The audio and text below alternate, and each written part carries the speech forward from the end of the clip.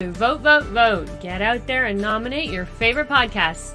The People's Choice Podcast Awards voting is up on the 31st of July, so go to podcastawards.com to nominate the following shows. Writers and Illustrators of the Future podcast in the categories of education and also storyteller drama. The Centralist in the category of politics and news. That's with show host Joe Montaldo. Science and Beyond in the category of science and medicine. Also with show host Joe Montaldo. The Outer Realm in the category of society culture with show hosts Michelle DeRoche and Amelia Pisano. And the Pittsburgh Paranormal Chasing Prophecy in the category of religion and spirituality. There's another category that opened up for us recently, the People's Choice, so please select for this category as well. Go to podcastawards.com to vote for these 5 shows and any others you enjoy listening to. That's podcastawards.com.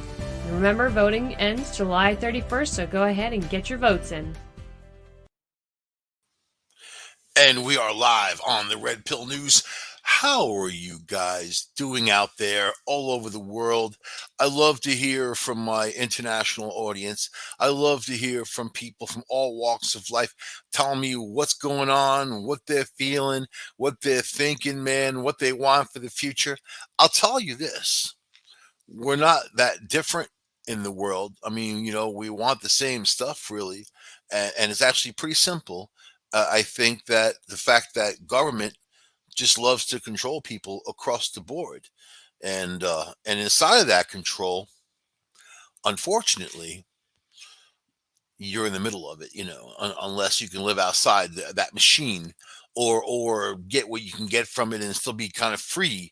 I tend to tell my brothers and sisters around the globe, who don't live in a first world nation, that the essence of freedom is making your own choices, and even here in the United States, are we limited in those choices? I still feel that if you dedicate yourself, you can do and be anything.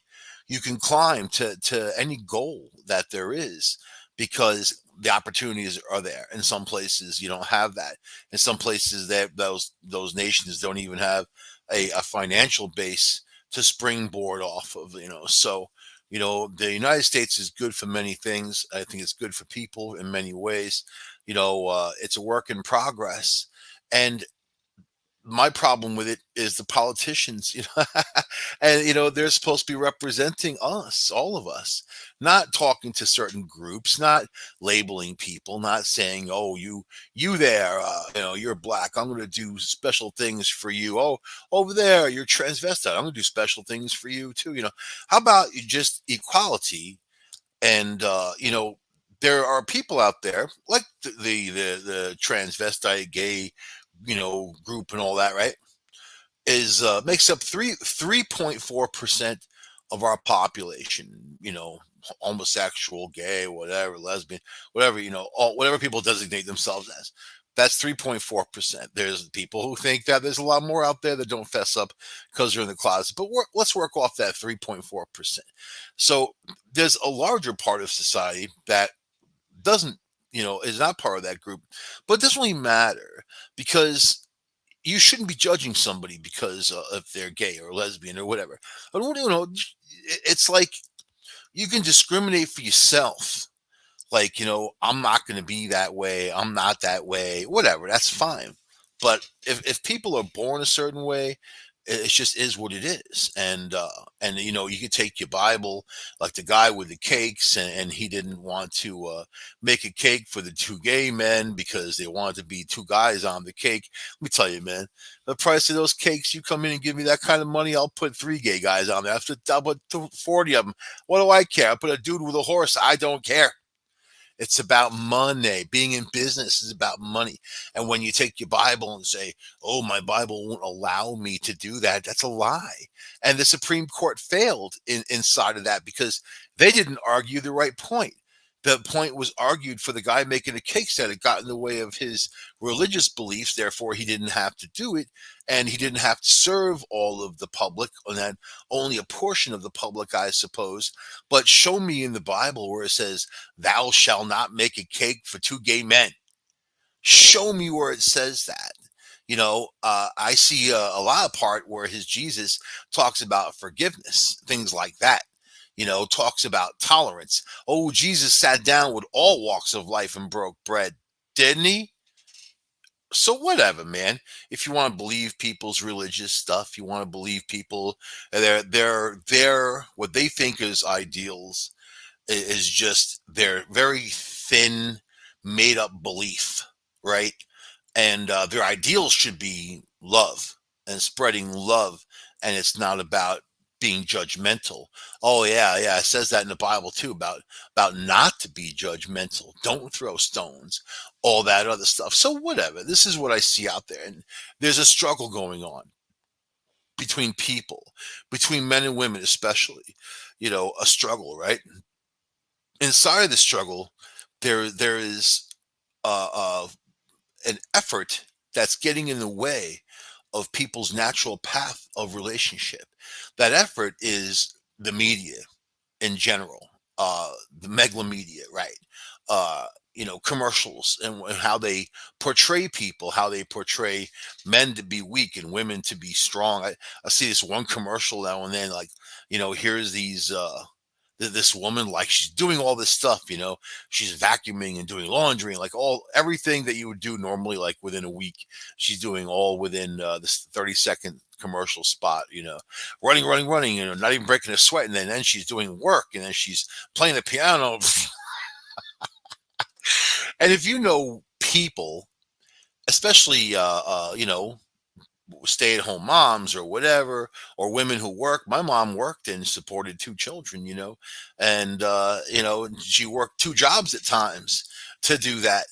And it's not as like in the commercials they portray these like they're super women, they're doing all these things. And there was this guy like just flaking off at the pool, and this woman like running outside and she's like grilling. And if you know anything about men grill. I don't know any women that grill. I don't think I know any women that grill, period. Grilling is kind of a guy thing. So the commercials are bull crap. They show men as being weak and these women as being strong. Nothing wrong about showing strong women. My mom was one of them.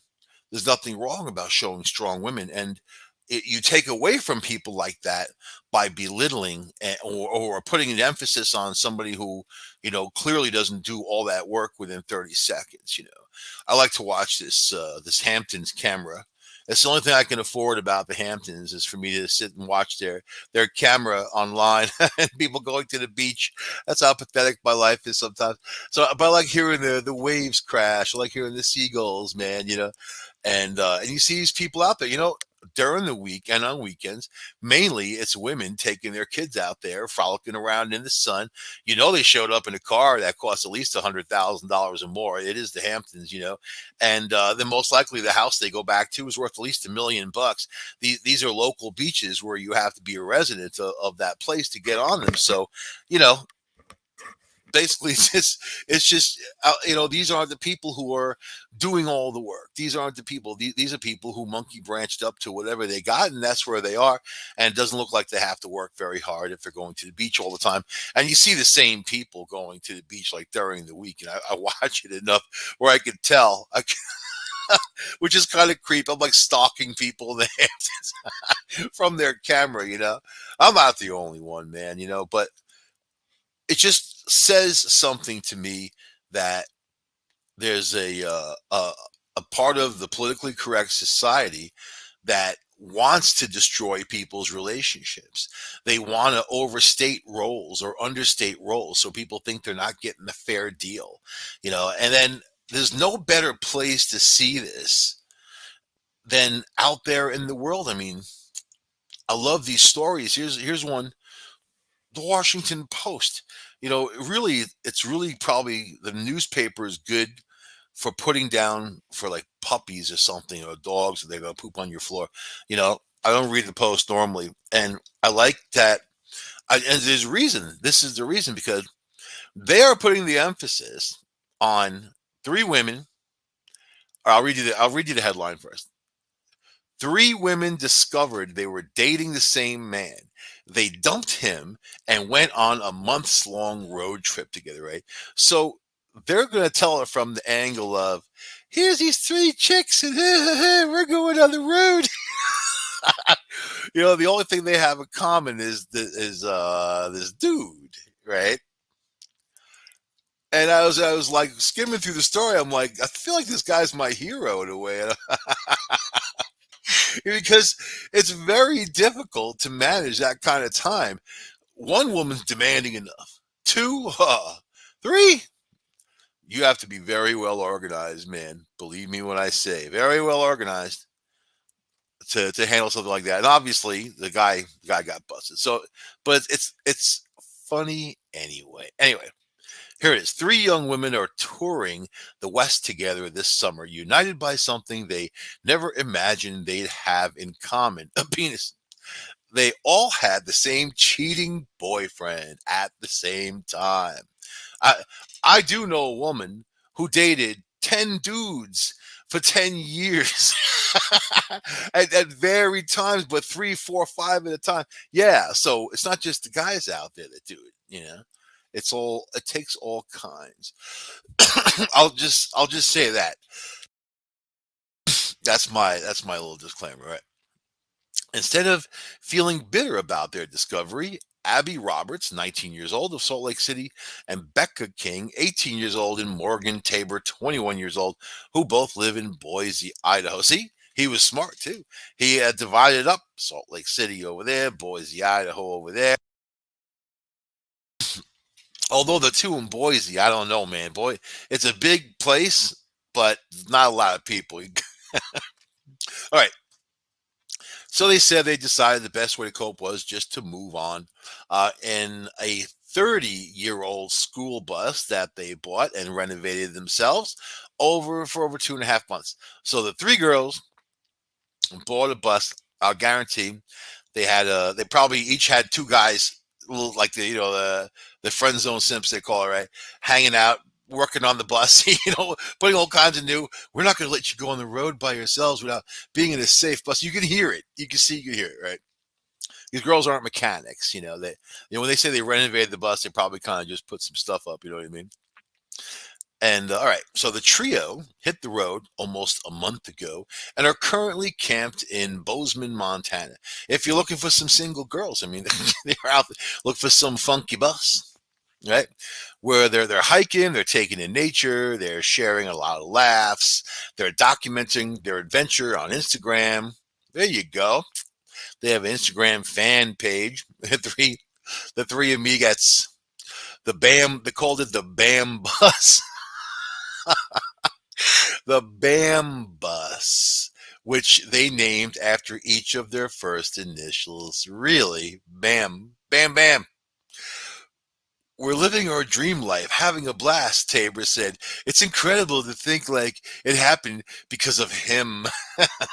The trio's unexpected friendship started last December around the holidays when Tabor had a suspicious feeling about her boyfriend. They had dated on and off for several years. Several years? She's 19 years old. How could it be with several years? Several, what, 7? That's pretty weird. But dating since we're 12. But at that point, they had agreed to date exclusively, or she did. He didn't. Here's a picture of her.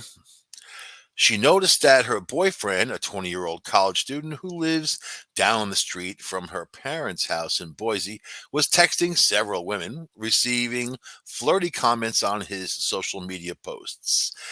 She said, I had this uneasy feeling that I couldn't shake, so I looked up one of the girls' names on Instagram, said Tabor, who works at an organic produce company, of course. Or where all brainiacs work. What she discovered shocked her. Almost all of the photos of this girl's page showed her with the guy who I thought was my boyfriend, she said. Tabor contacted the woman on Instagram, and she was equally stunned. She said the two dug further and found Roberts, a Utah State University student and artist whose name they spotted on their busy boyfriend's social media account. When Morgan contacted me, it was the most insane feeling. Ah, said Roberts, who has been dating her Boise beau since Halloween of last year in a relationship she believed was exclusive. This guy had literally slept at my house the night before, kissed me goodbye, and said he was driving back to Boise from Utah to visit his family. Instead, he turned up at Tabor's house in the middle of her long FaceTime chat with Roberts. Oh, busted. We were talking, and I suddenly heard his car outside, and he came to the door with flowers. Hey, look. Those guys, my hero. Hey, look here, she recalled telling him. I've made some new friends. Oh, man, that feeling. I that feeling in the pit of your stomach when they find out who you are. You've been outed. Time to skedaddle. And I heard the flowers hit the ground as the car peeled out. No, see now, without even reading further, I'm going to tell you, a dude like that is going to kind of downplay it, you know? Who are you talking to? Who's that? Right? I don't know. Watching his face drop when he saw who I was talking to on FaceTime was the most cinematic moment ever. There you can tell they're college students. She's probably a film student. Cinematic. Their boyfriend tried to convince them that there was nothing wrong with dating more than one woman at a time. There you go. Pa-dum-pum. But neither of them bought it, or none of them bought it. And after he left, we did some more research, and they said they found at least 6 women he'd been seeing. 6! So he's got the 3. Is that 6 on top of the 3? I want to know the math here, man. 6. The dude's got a libido, man. You know? How do you think he does? You think it's those energy cocktails at the supermarket? I see those things when I'm checking out of the store. Energy, 5-hour energy. I feel like if I had one, it'd give me a freaking heart attack. Espresso is my life's blood. It's actually in my blood, I believe. Okay. One of them was King, who started dating. They should have got all 6 girls on the bus, man. Then it could be the bang bus going down the road, whatever their initials are. Stop it. All right. Just 2 hours after he'd been confronted by Morgan and Abby. You know, people get Abby used to be like ABBEY or ABBY. This one's ABI. They have to be special. I know people went through that phase naming their kids after numbers 7, you know, whatever. 2 hours after he'd been confronted by Morgan and Abby and told them he was going to they had told him he was going to become a changed man. He was messaging me asking to hang out. Really? I'm different now. You know that song by Henry Rollins, Liar. Go, you liar. And then this chick works as a medical receptionist. I was shocked. As anyone, to find out what he'd been up to. It turned out, they said, that he had talked with all 3 women about their future together. The 3 women, you know, I mean, it is really Utah kind of, you know, Idaho, but you got the Mormons, and they believe in having all those wives, all that, even though they said they don't do that anymore, but they certainly still do it. So it's like, it's kind of normal out there for a guy to play that angle. Like, it's okay to have 3 or 4 or 5 or 6. I know it's weird if you're anywhere else, but Utah, but that's or West Virginia. I mean, we'll throw in West Virginia. Nothing spells loving like marrying your cousin in West Virginia. All right, so it turned out all 3 women agreed it was time to dump him. Right, so he'll have to go back to his other 12 or whatever he's got going on. The boyfriend, when reached by the Washington Post, said, "There are 2 sides of everything, man. But I think the best thing right now to do is say nothing." Oh, the guy's father was like, "Don't you say a goddamn word to them Washington Post people." Oh my God.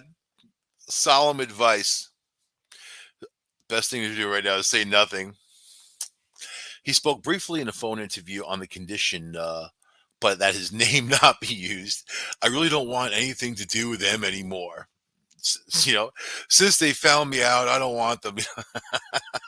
the women, the women who asked his name not to be published. The women also asked his name not to be published, saying it was not their goal to shame him publicly or harm his reputation. Rather, they said they wanted to focus to be on their bond instead of his betrayal. You see now, that's the sisterhood. You can never get in the way of the sisterhood. If there's two women fighting or two women as adversaries, the last thing you want to do is get in between any of that. I don't care if they're sisters. I don't care if they're friends. I don't care if they're mother and daughter. Doesn't matter. That's my advice. Don't get involved. Don't even offer up any information. Don't say a word. Don't even go, huh, or mm-hmm. Nothing. No acknowledgement. Nothing positive. Nothing negative. Nothing. Right? Nothing. So anyway, all these women provided text messages and social media posts to verify their account. It was also corroborated in an interview. So congratulations, Washington Post. You broke a huge story. You nabbed a guy that had 6 girlfriends. Huge, man. You know what I mean? I think that deserves one of those awards, Pulitzer Prize or something. I don't know. Something amazing with all this no news going on. They cracked it, man. So each of the women coped with their breakups by texting and FaceTiming each other for several months. Tabor said then in January they all decided to meet for a weekend at Robert's apartment. We did a lot of trauma processing and memory sharing. Listen to this. We did a lot of trauma. Oh my God, I'm a victim. Oh my God, we had to process trauma because we shared the same penis. A lot of trauma. I listened to the drama. Drama. They should have said we did a lot of drama processing and memory sharing. It was obvious that we were all really cool, fun people who had a lot in common. Well, the guy had good taste in girls, right? Let's see. Right away, we became good friends. This guy had told each of us that it was his dream to pick up a VW bus and travel around the country in it. we we were sitting around laughing and talking about the van life that weekend, and pretty soon we thought, hey, we can do this. We all had a free summer coming up, and I knew a guy. I knew a guy who could sell me an old bus, Tabor said. Since we'd all worked really hard and saved our money, we decided, why not? King said. So they pooled a few $1,000s together. They bought the bus and parked it at King's parents' place while they renovated it. King had experienced helping her dad with construction projects around the house. See, the dad at least got the girl helping around the house, learning something. It was probably he's the one probably did all the work on the bus and whoever else was around. We watched a few YouTube videos, but a majority of it was pretty straightforward. Becca's dad and my dad helped us. There you go. They were probably happy to put it together just to get them the hell out of the house. If we build this bus, they'll be driving down the road and bye. Let's see. But beyond all the work that they did on the bus, the 2 fathers and whoever else helped, they did the rest. They probably went to Bed Bath & Beyond, bought some pillows, right? Some sheets. The trio got together every weekend in Boise to fulfill their vision. We took out the seats and flooring, painted the ceiling, put in new floors, siding, and insulation, and built bunk beds. There you go. That's what the dads did. I like the we. In mid June, just a few days after the bus renovation was finished, the trio filled up the gas tank and headed out to Idaho's Sawtooth Mountains and then on to Jackson, Wyoming, and the Grand Teton, all that. They park their bus in campgrounds along the way at night and have a goal of ending up on a beach in California somewhere, sometime this fall. Here we go. We take turns driving, and if we fall, how long is it going to take them to get there? They're like there anyway. All right. We're taking turns driving, and we're going downhill. We have a good tailwind. We could hit 63 miles an hour. Yeah, because it's an old school bus, right? They're not known for breaking the speed limit. She and her the father's probably put like a governor on the motor and won't go past 63. You can see that. She and her busmate said that they don't want anyone to get the impression that their road trip is some kind of revenge tour. But what this guy did to us doesn't define our lives. We all really feel, see, but it does because they're in the paper because of it. The Post wouldn't have cared if they all didn't ride the carousel with the same dude. They wouldn't have cared. They would just be three, even if there were three chicks getting a bus and driving down the road. It makes it interesting because of the guy. The guy defines the story. The guy defines them. He is what brought them together. You see, which is really funny. We all feel really blessed that we found each other. We're friends. We're friends for life. Then they should send him a thank you card. I think, it's just interesting how I see the way the Post is trying to play it and push the story, and it's just funny to me how these like a lot of young women consider themselves victims even though nothing may have ever happened to them. You know what I mean? Being some 19-year-old with some 21-year-old dude dating other girls, you're not a victim. It's not victimhood. He didn't do anything to you. He didn't I mean, like, destroy your life or anything. It's like ridiculous that they play that drama card. It's so heavy duty.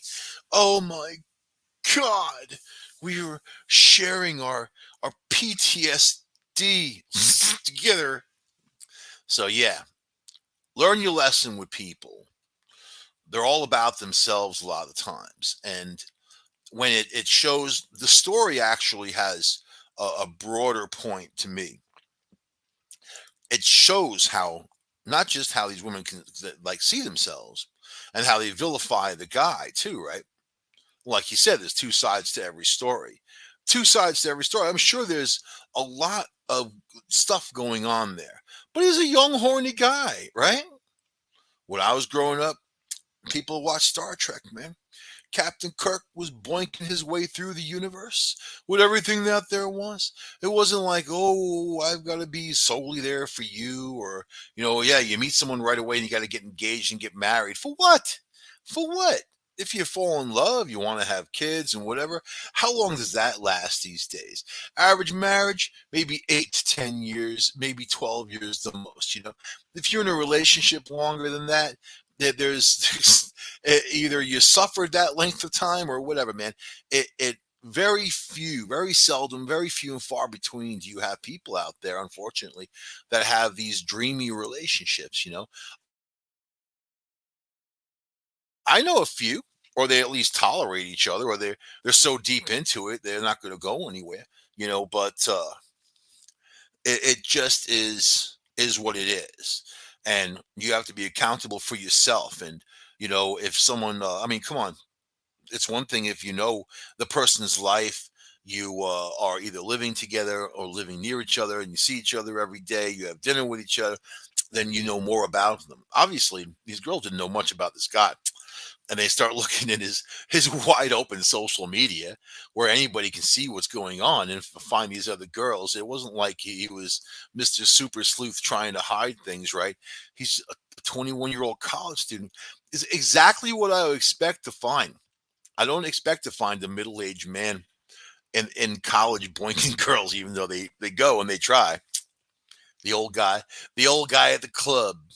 you know, you don't want to be the old guy at the club, right? You gotta have some kind of dignity. I have a friend now. He's 70 years old, 70, and he's looking for a woman, man. He looking for a woman, not woman, man, but looking for a woman, man. And he's going through all the apps and trying to use his stuff. And then, he puts right in his ad that he wants to find someone to eventually live with and share expenses. I'm like, you're not going to find a woman like that. Are you crazy? Share expenses? You're going to lose them. You're going to lose them right there. You got to say, I got like a wallet so fat it choke a dinosaur. Ah, that's when they come out of the woodwork, man. Yeah, I'm saying the wrong thing. I'm painting women as gold digging. There are gold diggers out there, male and female. More female than male, obviously, because there for a long time men made more money and blah blah blah blah blah. You know. Plus, let's face it.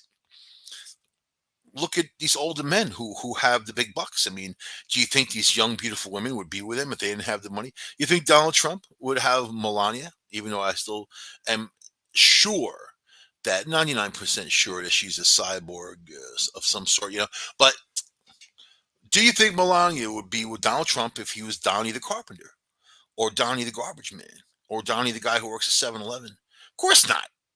You know, she is like an ATM machine. You know what I mean? And a lot of them are, man. And they want what they want. And until they lift, monkey branch up to that point, it's hypergamy.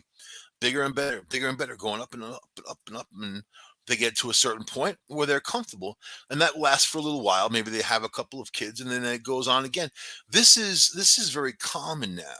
And then you have a government that's happy to support women that have children that they can't afford to have. And then, it's kind of a catch 22. What do? You can't say no, but you don't have to encourage it either, and there's just so much, man, that needs to be accomplished when it comes to people and then their relationships. Then you have other sources getting in the way, like that Miss Cleo from back in the day. You remember that stuff? Miss Cleo, the psychic, on TV, these commercials. She'd be like, "Hey, I'm Miss Cleo. Call me. I'll tell you your future." Oh, have a girl on there. Your boyfriend's cheating on you right now, and she's like, I'm gonna kill him when he gets home. This woman got sued by thousands and thousands of people that they gave erroneous information about the guys cheating and destroyed people's relationships, people that got attacked violently. And she was a big fraudster to begin with. So just kind of funny how all that ended up, and how stupid people are, how stupid people can be. Not everybody, but a lot of them, man. And those are the ones you want to steer clear of, especially if you see three of them riding around in a bus up there somewhere in the Northwest. Can't, who can't find the ocean for 3 months? You can bicycle there in a couple days, 3 months. Anyway, this story got me. I like it because for a long time there was an imbalance between men and women in pay, right? Where men got paid more than women, and now things are equaling out. In some cases, women get paid more than men now. It depends. So this is something that's happening, and then women try to kind of revert, saying, "Oh well, if a guy takes me out, he's got to pay." And then now there's a gray area, and a lot of people, younger people will say they'll go Dutch treat. Either the Dutch are trying to sue to get that change, but basically you pay for yourself, right? But there's a lot of people out there that take issue with that. So here we go. My girlfriend makes twice what I earn. I reluctantly paid the $200 dinner check for her first promotion. She just got another one. Should I pay again? This is an interesting question to a business Financial Times. A couple of years ago, my girlfriend received a promotion to a management position. We both agreed that we should go out and celebrate her achievement. She has worked hard and sacrificed a lot to get the title change and pay increase. She is very pro women in the workplace and supports equal pay. I am for equality as well. A little backstory: her total income was about two times the amount I make. I have no problem that she makes more than me. We have different jobs. She lives at my house. We split everything about 55-45. The majority of living expenses are my responsibility. So we celebrate and have a great time. We have drinks, food, and dessert. A few hours go by and a $200 check arrives. Now, my question is, you took her to McDonald's? Because $200 is nothing for a celebration. When you go out to, like, restaurants are expensive. You go out, you have some good stuff, some champagne, a little of this. You're talking about $400 or $500. Anyway, that's my critique on his $200. But yeah, so here he is paying 55% of living expenses, but she makes twice as what he makes, and lives there in a house with him, right? And he pays the check.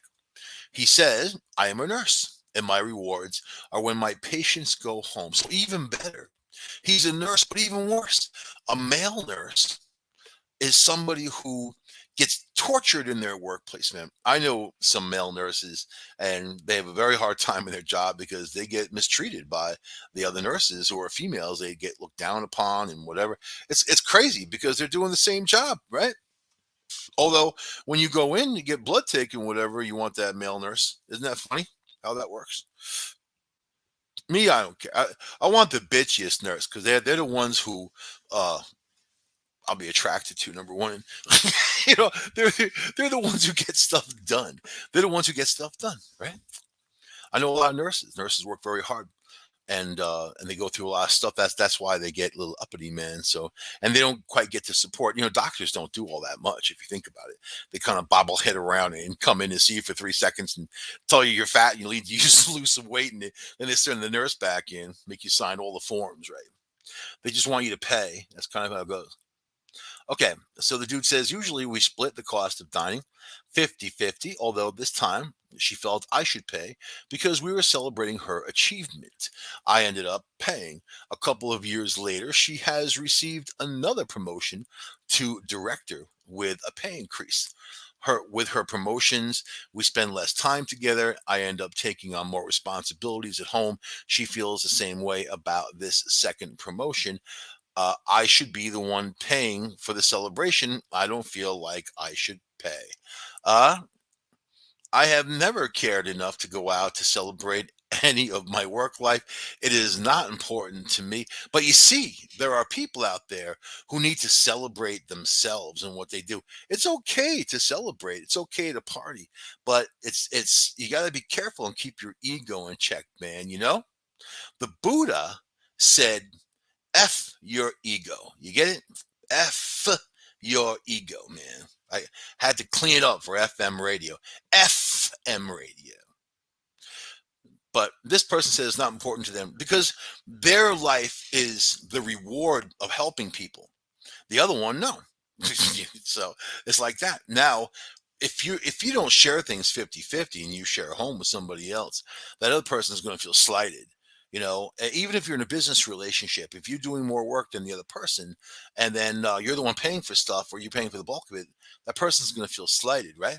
So, like the person says, now again, they reiterate, I am a nurse and my reward is when my patients go home. Isn't that funny? Like they have to keep saying that, because that's kind of their statement. That's their how they define themselves. Even though you should never define yourself in your job, you are what you do. But what this person does isn't just their job, right? But they do like to help people. So, should I be the one paying for the night out to celebrate, or should she take her to a strip bar? Get good coffee there. So here's the answer from this dear. They saw their name is Reluctant. Dear Reluctant, even Reluctant, that person's going to simp out. You know what I mean? Like, it's just life, man. You know what I mean? If you're saying that, should I do this? Should I do it? You should already know. You shouldn't even be writing. I shouldn't even be reading this on the air. You shouldn't be writing this. You should say, I'm not paying for that. You want to celebrate? I'll go with you. I'm not paying for it. I'll pay for part of it. I'll pay for I'll pay for the drink that I have. How's that? We, all of us, And I'm not a monster. I've taken girls out to celebrate for things, and I've gone out with people, and then I was in a relationship for 14 years with two kids, man, that I raised, and we celebrate all kinds of stuff, birthdays, this and whatever, and the kids had lots of friends, and they came over, and we celebrate. Yeah, I get it. As for promotions, oh, whenever I achieved anything, nobody gave a crap. I get that too. You know. So, all right, this is the answer for the dude. We, all of us, live in a toxic culture where we must acknowledge and dismantle unconscious bias. But I'm going to level with you. Of course, we would be pro women in the workplace and support equality of both pay and conditions. There is a long way to go to ensure there is parity for both pay and career advancement. Your reluctance to celebrate her achievements because you don't celebrate your own work achievements makes me wonder if you're less comfortable with her professional and material success than you say or even realize. Oh, so this person writing is obviously female who just kicked this guy in the nuts squarely, put on some really pointy cockroach stompers, and kicked this guy right in his nuts, saying, I'm going to minimize what you feel. It means nothing. I'm going to take all this away, all the stuff that you just said. I'm going to put it in a zero file. It means nothing. It means you're a jerk who doesn't want to take your woman out to celebrate her womanhood and her advancements, even though she makes a load of more money than you do. Isn't that funny? I want to read that sentence again. Are you guys listening to this? Are you hearing what I'm saying? Your reluctance to celebrate her achievements because you don't celebrate your own work. So you're selfish, you're narcissistic. Ah! Your own work achievements makes me wonder if you are less comfortable with her professional or material. So you're a fat, raging, male chauvinist, toxic pig. You suck. That's what this person's saying, right? That's what this person's saying to this dude. You just dismissed everything the guy said. When you saw that $200 check, did you even for a moment reflect on your own different salaries? I think he did. I think that he saw the $200 check and was like, I know how much I have in the bank. It's see, again, it's about numbers. It's about money. Oh, I only have so much in the bank because I'm paying most of the bills in the house. Oh, yeah, I gotta celebrate her womanhood by paying for everything. That's the most ridiculous thing I've ever heard. For women in the workplace who are making more money, they need to celebrate that by being the responsible people that they are and pay for stuff. Right? There's no free ride. No free ride. So you're in a relationship with someone, that person, because of their gender, should pay more than you because of their gender? Or you just want to make all the men in the world suffer because women had suffered for a time, Oh, come on, man. Really? Really? Here we go. Your girlfriend I want to reach out to this dude and tell him that my version of it, I have my own version. Your girlfriend wants to celebrate something that is important to her. It doesn't matter whether a promotion is something that is important to you. No, it matters that he's paying for it, right? It matters that he's paying for it. She has worked very hard for this achievement at work. And as you have noted yourself, and yet she made sacrifices in her personal life to make this happen. So, see, that's how the tables get turned.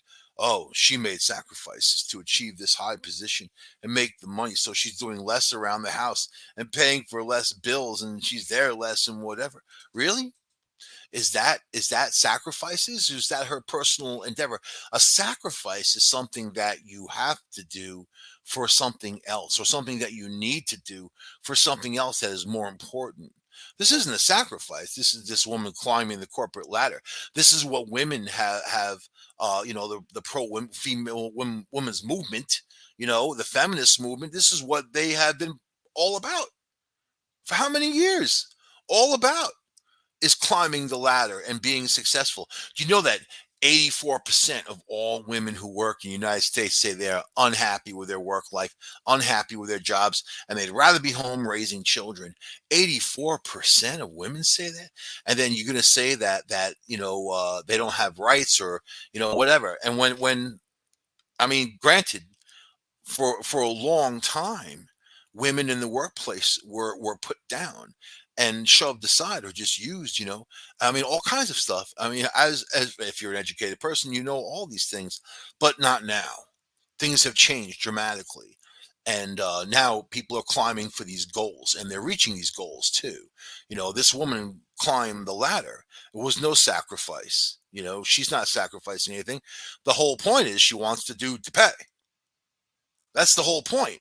And this woman who's writing this, and I can tell it is one, is mad because because you should pay for everything, right? I have a friend who went through this. He got married, right?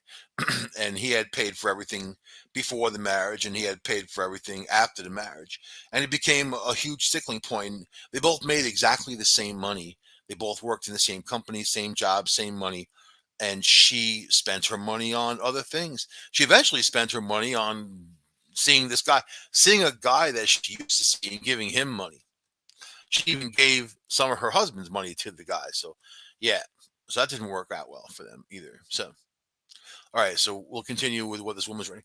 The fact that her increasing seniority means she sometimes spends more time at the office should not tip the scale as to whether you believe you should celebrate her achievement and or pay for dinner. You see, like, this person misses the point completely, misses everything this guy said, probably just saw red right from the beginning, and already formed their opinion before they got along in what the guy was saying. And I'm sure what he wrote was much longer than what they printed here. So, you don't want to celebrate her success, you pig. And now you don't want to pay for it, bastard. This is a form of protest on your behalf. You're protesting her female success. This is what she wrote for real, right? Taking such a stance poisons the well of your relationship, and dipping into your wallet reluctantly robs the gesture of all goodwill. It gives your girlfriend the message that her achievements are not important to you. So this is funny how this person is psychologically breaking these people down. And I do it to a degree too, but I do it better. It comes out better out of my mouth. When I'm just seeing it from an outside point of view. I don't take issue with either side, but I hear what the guy is saying, and this answer is just so toxic and full of anger. You can just tell that this person has got baggage that would fill warehouses, right? So, the nursing profession was once occupied exclusively by women, and like teachers and many other service industry jobs, is still a vastly underpaid occupation. Your career requires a significant amount of medical expertise, physical labor, stamina, compassion, patience, and emotional intelligence, among other attributes. Harness those same qualities. So now this person is shit shaming this dude. That's called shaming right there. You do all these things. These are the things you're proud of. So apply that to your miserable relationship, you freaking loser. For the woman in your life who's climbing the ladder, doesn't matter if she craps on your head. Support her. Pay for dinner. So he's a hero if he pays for dinner and doesn't say a word, or doesn't voice his concerns, or doesn't talk about his emotions, right? All right. So listen, harness those same qualities, gifts, and skills at home. We all need to feel valued and appreciated, and feel like we're seen from time to time. Apparently not this dude, though. Apparently not. It's not good enough for this guy. For some people, it's breakfast in bed or a meal. Yeah, bring her breakfast in bed. Why don't you have servitude? Give her a massage, do her nails, Why not? You carry her around the house, man. For others, it's a weekend away, a birthday, or in your case, a promotion at work. It doesn't happen every day. Pay for the meal. That's what this is. Pay for the meal. But obviously, what this person expressed was way more than just a meal. All right. You should be her number one fan, and she should be yours. See, but this person doesn't believe that. because they expect servitude, utility. They want the guy to be the utility, the servant. And then as soon as that servitude is over, or as soon as they can monkey branch up to a better utility, they do it. They do it. And that's life. And that's why you take the red pill and you understand how people are and you use it like a tool. And then you seek out not people who are like this, you know, not the toxic ones, but people who are going to join you in the adventure of life. It's not the destination, it's the journey, right? Isn't that it? So this woman said, if money is tight, you could anticipate her next job or promotion, assuming she's getting one, by cooking her a meal at home with a bottle of champagne and bunting and say, I'm so proud of you. Yeah, like that woman's going to deal with that. Wrong answer. Who is this? Who is this person? They don't have a name. They don't list their. They're not proud to list their name on such an interesting thing. So anyway, this is the deal. Don't worry, be happy. Was a #1 jam. Damn, if I'm happy, you can slap me right here. You see, that's some Public Enemy right there. That's the deal. Is about seeking out your own happiness, watching out for the people out there who would see you're unhappy, the toxic people, the people who are just gonna toxically use you as a utility to do what they're bidding and then move on. Last night I had a dream I was dating the Queen of England, man. I swear to God. And I'm like, I don't even know. I don't even know where to start. What's wrong with that? And she had all this Secret Service type of people around. She was funny though. She had talk about a May December romance. She had a sense of humor about herself. But I was looking at her like, no, I ain't doing that. So I don't know why I dreamed it. My dreams are screwed up. Usually my dreams come true, which is scary enough. Night before last, I dreamt about some volcano in the United States that blew up and it was like really bad. So yeah, volcano, Queen of England. You don't want my life. So this is how I could be mental enough to decipher all of this verbal diarrhea that people lay out there, man, because there's a lot of it. There's a lot of it. And if you open yourself up to it, there's going to be more of it. You have to be your own advocate. You've got to be your own hero. You have to understand that there are people out there that are going to be haters no matter what. The better you're doing, a lot of them are going to hate you even more. So listen to your fans. Don't listen to your critics, man. Go out there and just show people love. They want to be nasty. You know what Lao Tzu said? He said, reward bitterness with kindness, right? But understand where you are with people. You're not going to change them. All right. I'll see you guys next week on Red Pill News, United Public Radio Network, UPRN Talkradio.com, 7.5 New Orleans, 104% Path, Beyond. But I'll see you guys next week. Bye.